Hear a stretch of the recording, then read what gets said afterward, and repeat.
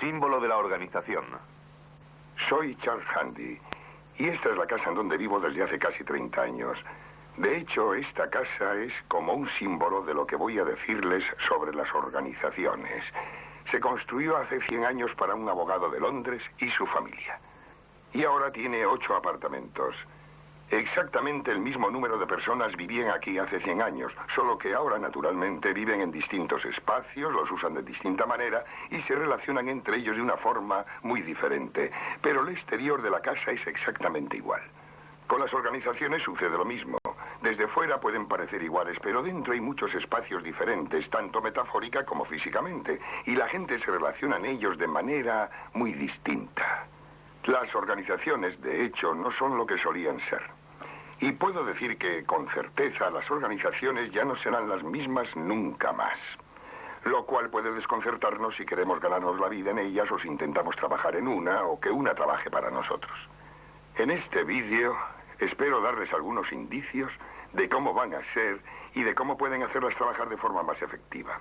Pero antes de empezar, voy a contarles un pequeño incidente que sucedió no hace mucho. Iba conduciendo por las montañas Wicklow, que están detrás de Dublín, donde yo nací. Por eso voy allí tan a menudo como puedo, pero esa vez me perdí. Afortunadamente, un lugareño irlandés estaba allí para indicarme el camino.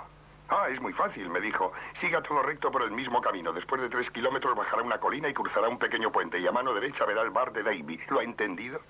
3 kilómetros, el puente, el bar de Davy. Sí, lo he entendido. Bien, unos 800 metros antes de llegar allí, tuerce a la derecha, colina arriba.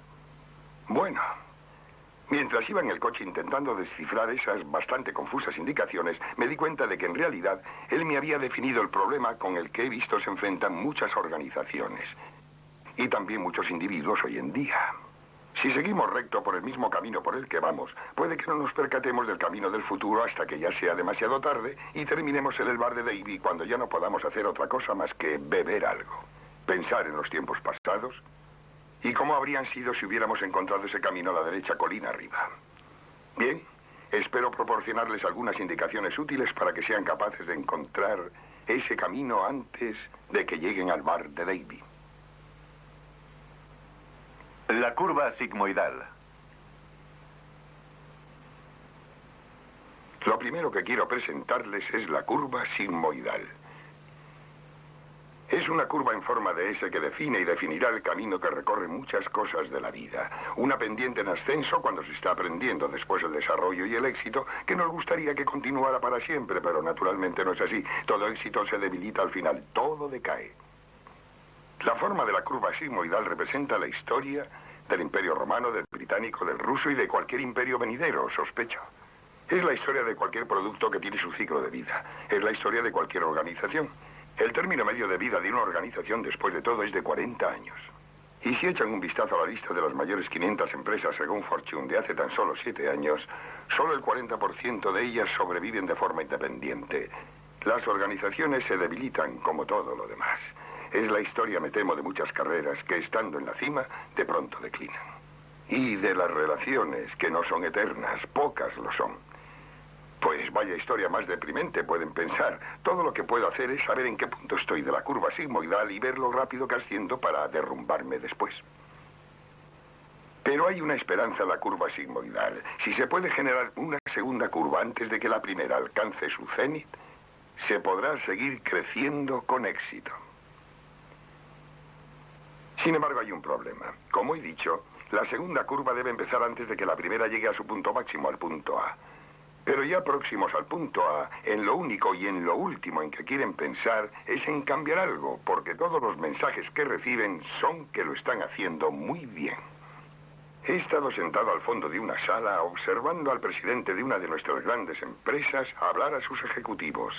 Tengo 2 mensajes que darles, decía. El primero es que somos una empresa con magníficos resultados, tal vez la mejor de nuestro sector, y que el año próximo será tan bueno como este. Pueden felicitarse a sí mismos. Estaban radiantes. El segundo mensaje, dijo, es que si queremos continuar teniendo éxito, tenemos que cambiar ahora. Cambiar nuestra cultura, nuestras formas, nuestras estructuras y nuestros productos. Y tenemos que empezar en el plazo de 1 mes. Por lo tanto, iniciaré un importante programa de cambio cultural. Escucharon el primer mensaje, pero no el segundo. Se le ha subido el éxito a la cabeza, dijeron. Ha usado nuestros logros para aumentar su prestigio. Si tenemos tan buenos resultados, ¿por qué cambiar? ¿Por qué no seguir como estamos? Eso fue lo que dijo uno de ellos. 3 años después, nada había cambiado, pero por entonces la empresa había bajado la colina. Hasta el punto B. Ahora en el punto B, en el bar de Davy, podría decirse, es el momento en que las organizaciones tienen motivos para cambiar, pero... Por supuesto, en este punto los líderes no tienen credibilidad porque la empresa va colina abajo, no colina arriba. Los recursos están mermados, la energía se ha esfumado. Hasta la posición donde debería estar en la segunda curva es casi imposible. Muchas mueren en el intento. Pero se puede hacer. Conozco una empresa familiar, una gran empresa familiar en Francia, dentro del sector textil, donde el cabeza de familia se dio cuenta de que la fabricación en Francia bajaría. Antes de llegar al punto máximo, transformó el negocio familiar en una cadena de tiendas al por menor por toda Francia. Una actividad muy distinta, un negocio muy diferente, con colaboradores distintos. Tardó 5 años en que el negocio de distribución creciera. Explotó el negocio textil en sus últimos años. Y ahora tienen un negocio distinto, pero la familia sigue desarrollándose con éxito. Y he visto a individuos esperar a que su carrera llegara a la cima y luego empezar a declinar. Pero hay que saber que antes de llegar a la cúspide se tiene la oportunidad de iniciar una vida distinta por sí mismo. Una vida formada quizá con fragmentos de su trabajo con distintos clientes. Lo que yo llamo una vida de cartera. Como el agente de seguros, el tipo de vida que deberá vivir la mitad de la población. Muy difícil de llevar a cabo si abandonan demasiado tarde el punto B. Muy inteligente si se puede dejar en el punto A, en donde aún se tiene tiempo y recursos para seguir adelante y desarrollar esa segunda curva. Hay situaciones en que se ha logrado elevar más la segunda curva. Y hay otras que naturalmente no pudieron. Yo mismo digo en broma algunas veces, como la mayoría de la gente de mi generación, que ahora estoy en mi segundo matrimonio.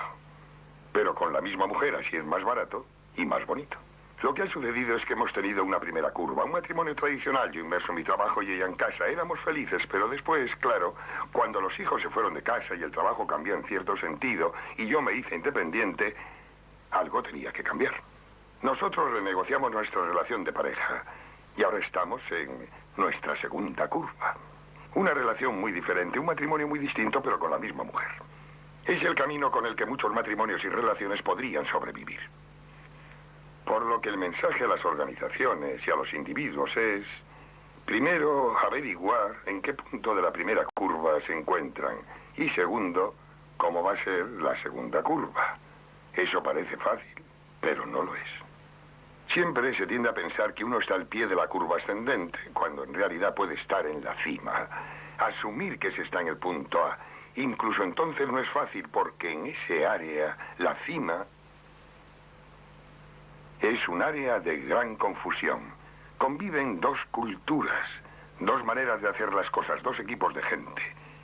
Y ambos tienen que coexistir en una organización en la que existe un choque de culturas y políticas. Para el individuo significa muchas dudas y gran inseguridad. Y no se puede garantizar que la segunda curva funcione. Quizá tengan que desarrollar 2 o 3 segundas curvas al mismo tiempo. Eso es difícil. No quiero hacer creer que sea fácil. Lo que estoy sugiriendo es que si se sabe que se está sobre la curva sigmoidal, si se sabe que se está intentando elaborar una segunda curva, uno puede conducir la curva sigmoidal de la vida. Uno puede entender el por qué la vida a veces es confusa y difícil. Y ahora les voy a indicar que aunque la primera curva de la teoría de la organización, la forma en que generalmente dirigíamos una organización haya alcanzado su fecha de caducidad, haya sobrepasado el punto A, sin embargo hay otras posibilidades. Las organizaciones no tienen por qué derrumbarse. Existe una nueva forma para dirigir una organización. Yo las llamo las organizaciones tipo Donut. Y esa es la segunda idea que voy a explicarles. ¿En qué punto de la curva sigmoidal se encuentra? ¿Dónde está su organización? ¿Cómo será su segunda curva? El principio del donut. El donut es el símbolo de las nuevas organizaciones. Eso les parecerá raro, pero voy a explicárselo. Primero, es como un donut americano con el agujero en el centro, pero justamente a la inversa. Es decir, que el espacio vacío se encuentra en la parte externa y la masa en el centro, si es que pueden concebirlo. Bien, ¿y cuál es el sentido de esto? Pues quiero señalar que la nueva organización es un donut por sí misma, con un núcleo de gente imprescindible en el centro y mucho espacio alrededor que posibilita gran flexibilidad. Segundo, quiero sugerir que la nueva organización se formará con muchos grupos de donuts. Llamémosles equipos, proyectos, unidades de negocio, filiales y demás. Con un núcleo y mucho espacio para la flexibilidad. Tercero, los trabajos individuales serán como los donuts, con un núcleo en el centro y espacio libre alrededor de los bordes. ¿Qué significa esto? Piensen en su trabajo. Si se fijan en su trabajo o en cualquier otro, en el núcleo siempre hay un grupo de cosas que se deben hacer. Se sabe que tienen que hacerlas. Puede que estén descritas en el trabajo en sí, o puede que incluso se las llame objetivos o metas. Ahora, sin bromas, esas son las cosas que deben hacer, y si no las hacen, habrán fallado. A veces, aún haciéndolo, no se tiene éxito. Falta algo más. Se pretende que usted llene todo el donut, que se mueva dentro del espacio vacío. Se intenta que aproveche las oportunidades que no se han previsto, que mejore las cosas aún más de lo que se había considerado posible. La calidad significa no solo no cometer errores, sino hacer al cliente más feliz de lo que incluso él o ella hubiera imaginado. Moverse dentro del espacio vacío, llenar el donut. ¿Qué significa esto para las organizaciones? Que los trabajos son muy distintos de lo que eran antes, porque no se utilizaba el diseño de organizaciones con espacio en los donuts. Pensábamos que nos exponíamos a errores que estaban fuera de control. Antes diseñábamos las organizaciones como los horarios de trenes, todo impecable, a punto, con todos los trenes a su hora, listos para salir si apretabas un botón. Una vez tuve un magnífico trabajo. Tenía 23 años, trabajaba en una importante compañía petrolera. Era el coordinador de marketing regional en la zona del Mediterráneo, Francia excluida. El título impresionaba. Pero la verdad estaba en la descripción de mi trabajo. 3 páginas de cosas que tenía que hacer sin fallo. Y una línea al final que decía: autorizado a iniciar un desembolso de hasta un máximo de 10 libras por cuenta propia. Ese era mi espacio. No mucho. Ya no se pueden dirigir las organizaciones así. En primer lugar, la gente en su trabajo diario no se resignaría a ello porque desean más espacio y discrecionalidad. En segundo lugar, ya no es lo idóneo llenar el núcleo del donut de todos por adelantado.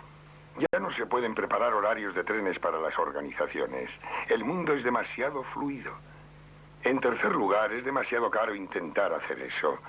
Demasiado molesto en el núcleo, demasiada gente tratando de especificar demasiadas cosas, escribir demasiados manuales, inspeccionar a demasiada gente.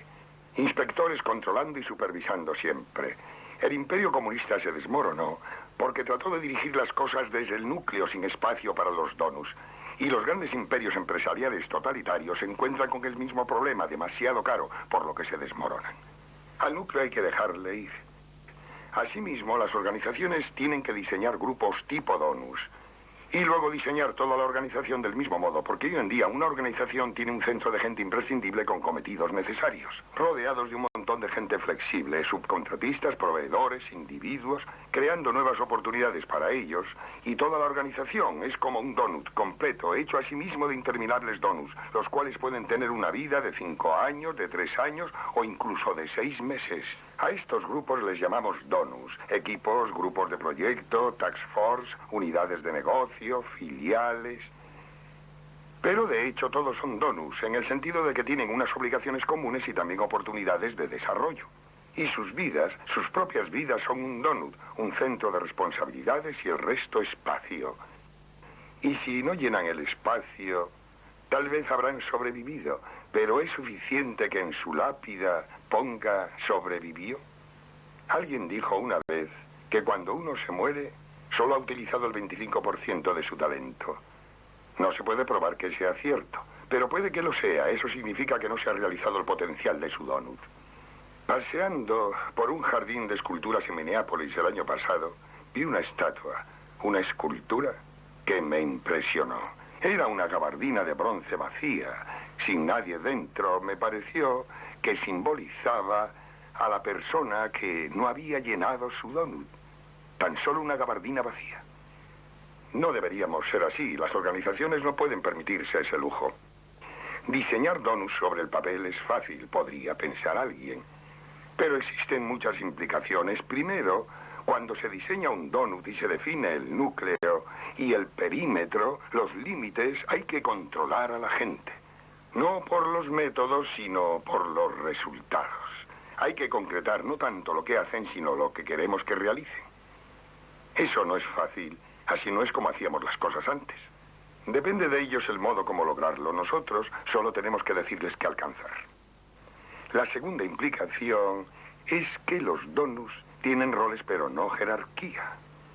Piensen en un equipo. Está el líder del equipo y el resto. Solo 2 niveles. Piensen en un grupo de actores de una compañía de teatro. Hay un líder, el director, y luego el resto. Está el director de escena, los actores, el productor que aporta el dinero, hay un encargado de taquilla, pero no hay ninguna jerarquía. Tienen sus roles y tareas que hacer. Y son un equipo solo durante un tiempo. Mi hijo es actor. Su contrato dice 6 meses a menos que la obra termine antes. No es un contrato de larga duración, que digamos. Todos los donuts pueden ser temporales. Eso da flexibilidad a la organización. La próxima dificultad es que no pueden planificar una carrera profesional si solo tienen donuts y no jerarquía. Las organizaciones, una vez se han convertido en organizaciones donuts, reducen su jerarquía a 3 o 4 niveles. La BMW, fábrica de coches alemana, espera tener solo 3 niveles de jerarquía en toda su empresa a final de siglo. Si ellos pueden hacerlo, también cualquier otra organización, 3 niveles como máximo. ¿Qué clase de carrera es esta? Bueno, una carrera que se enriquece como la de un actor va de un donut a otro. A los actores no se les asciende, tan solo obtienen mayores papeles en donuts más grandes. Y así va a ser para la mayoría de nosotros. Es de esperar que los donuts estén en la misma organización. Pero puede que no. Es posible que ustedes jueguen un papel destacado en un donut, pero puede que no. Hasta cierto punto, ustedes tienen que modernizar su carrera. Hasta cierto punto tienen que planificar donut a donut. Creo que las organizaciones en el futuro ofrecerán oportunidades donuts más que planes de desarrollo. Y eso va a cambiar las responsabilidades de por vida de las organizaciones sobre nosotros. Todos seremos independientes, no empleados dependientes. Apasionante, pero menos seguro. Y hasta cierto punto más terrorífico. Pero si queremos llenar nuestro propio y personal donut, ahora tenemos la oportunidad de hacerlo. En el mundo del donut tenemos libertad a la vez que responsabilidades. Es emocionante, pero muy diferente. ¿Cuál es el núcleo de su donut laboral? ¿Cuál es el núcleo de su donut personal? ¿Qué iniciativas puede tomar para llenar los espacios en sus donuts? El contrato chino.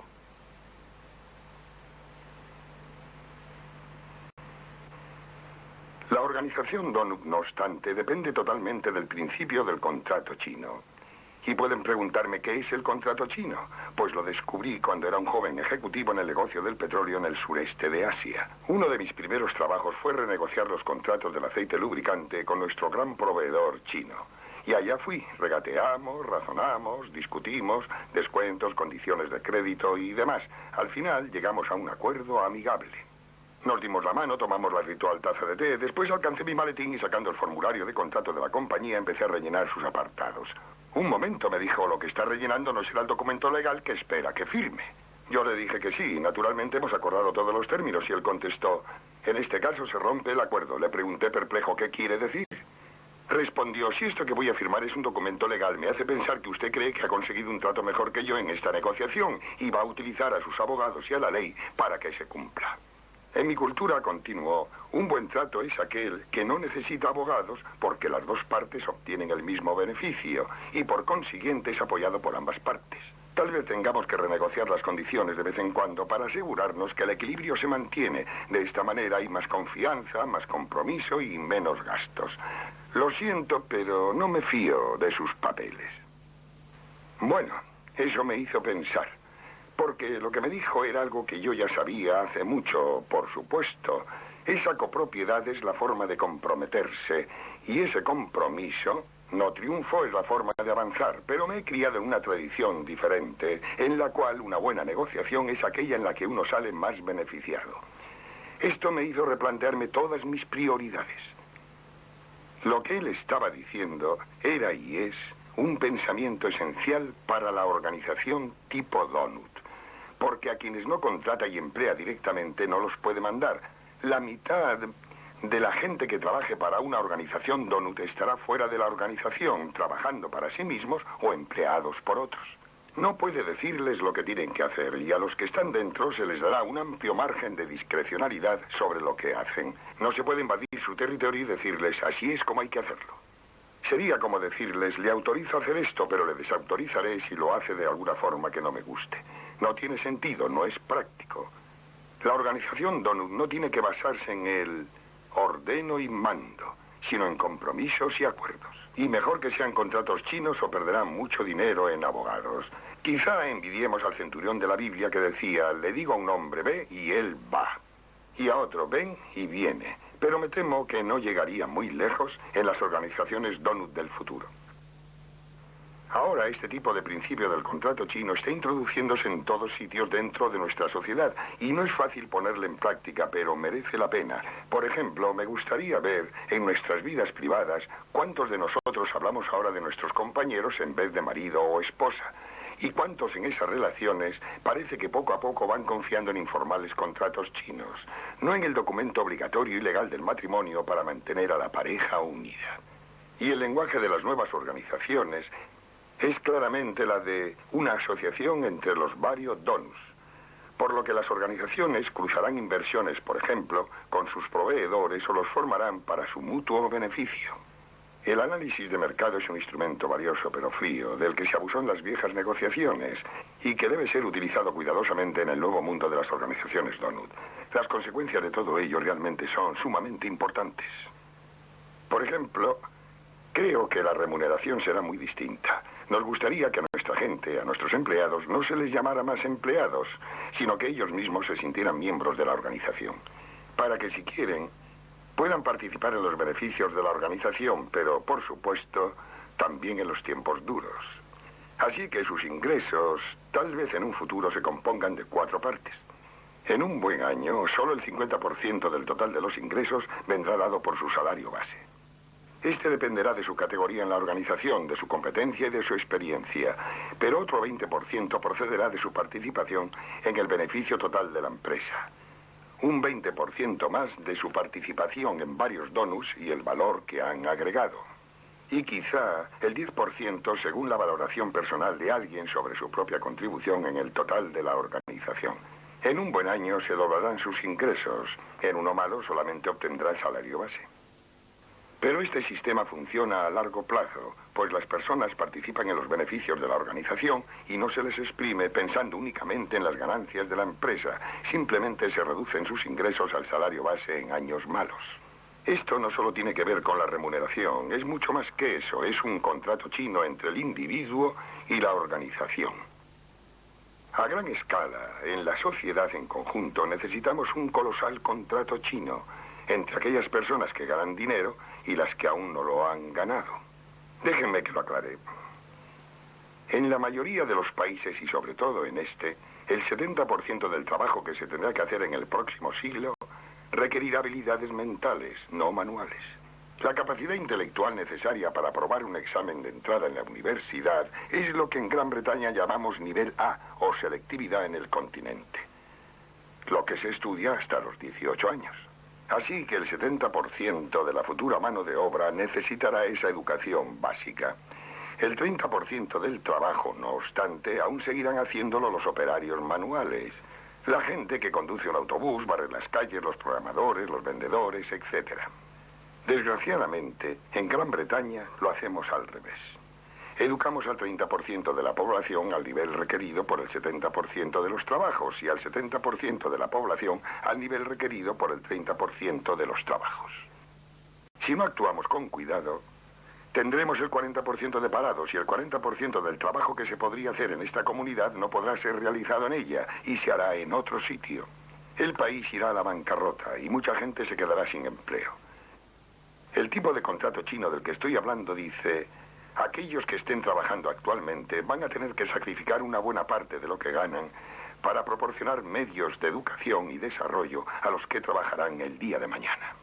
Naturalmente todas estas inversiones se consideran gastos a corto plazo y beneficios a largo, pero generalmente los beneficios los ve uno mismo. Este tipo de contrato chino estará en marcha en una generación. Será una generación muy distinta, pero si no lo hacemos, vamos a quedarnos sin clientes. Y eso es malo para todos. Así que por nuestro mutuo beneficio tenemos que reunir a las dos partes. Pero en menor escala, en nuestra propia organización, cualquier unión entre el núcleo y el donut es una forma de contrato chino. Dentro del donut, el trabajo y las relaciones entre la gente y los diferentes roles deben regirse por un contrato chino. Lo que yo doy, a cambio de lo que recibo, por nuestro mutuo beneficio. Se le puede llamar trabajo en equipo, o por otra parte se le puede llamar organización en aprendizaje. ¿Qué puedo yo obtener de usted y usted de mí? Estaba intrigado viendo a mi hijo crecer bajo una educación inglesa, británica, que se centraba en desarrollarle como individuo, destacando del grupo. Y luego fue a la escuela de arte dramático. Cuando vas a esa escuela, en este país se matriculan 27 personas por 3 años, de repente descubres que tu suerte está ligada a la de los demás, así lo exige la interpretación. No importa lo bueno que seas, no triunfarás a menos que todos sean buenos. Y de repente mi hijo se convirtió en lo que yo llamaría un entusiasta del equipo, dándoles lo mejor que podía y sabía y aprendiendo lo mejor de ellos. Pasaba el tiempo con ellos, no con sus viejos y antiguos amigos. Le dije, eres casi como un japonés. Tomo esto, me contestó, como un cumplido. Así es como aprendemos y progresamos, juntos. Ya no podemos hacerlo solos. Es gracioso, pensé, que haya tenido que estudiar arte dramático para aprender esto y no haberlo aprendido en la educación británica tradicional. Algo tiene que cambiar para que el gran contrato chino siga instalándose en nuestra sociedad y también en nuestras organizaciones. ¿Qué contratos chinos ha realizado usted el año pasado? ¿Qué contratos chinos ha realizado su organización el año pasado? ¿Qué contratos chinos tiene usted previstos en el futuro? Creo que las organizaciones están hoy en el punto de unión de esas curvas sigmoidales. Y ese es un sitio muy incómodo para todo el mundo.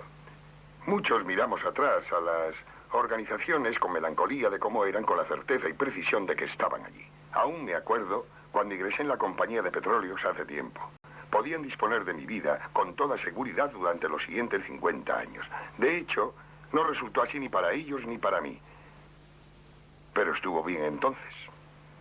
La próxima curva, la segunda curva, va a ser muy distinta. No puedo decirles exactamente cómo va a ser, porque aún no ha sucedido.